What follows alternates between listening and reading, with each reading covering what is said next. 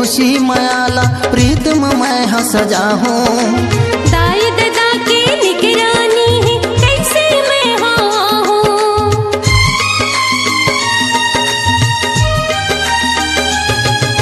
मोर जिंदगी के खुशी मयाला प्रीतम मैं हंस जाऊं।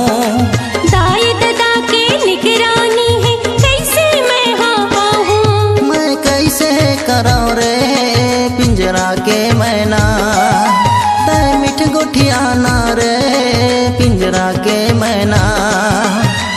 दाई दादा के लगे ही पहरा, दाई दादा के लगे ही पहरा कैसे हूँ रे। ओ प्रीत के मैना मैं कैसे हूँ रे। मोर प्रीत के मैना कैसे गुठिया हूँ रे। मोर प्रीत के नैना।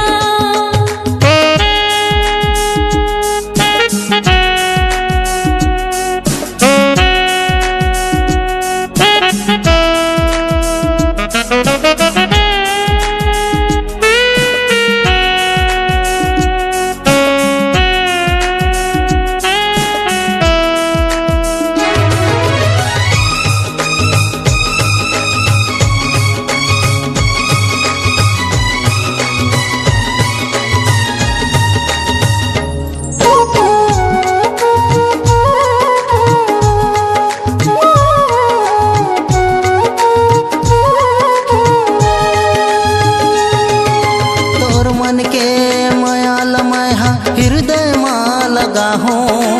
जीवन के साथ प्याला तोर संग में हाँ लगा हूँ।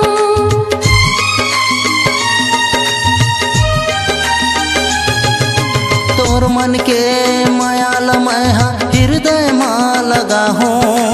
जीवन के साथ प्याला तोर संग में हाँ लगा हूँ। तै निकल के आना रे पिंजरा के मैना, तै मिठ गोठियाना रे पिंजरा के मैना।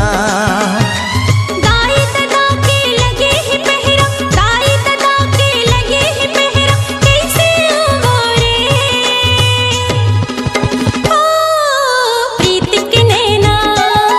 तै निकल के आना रे पिंजरा के मैना, तै मिठ गोठियाना रे पिंजरा के मैना।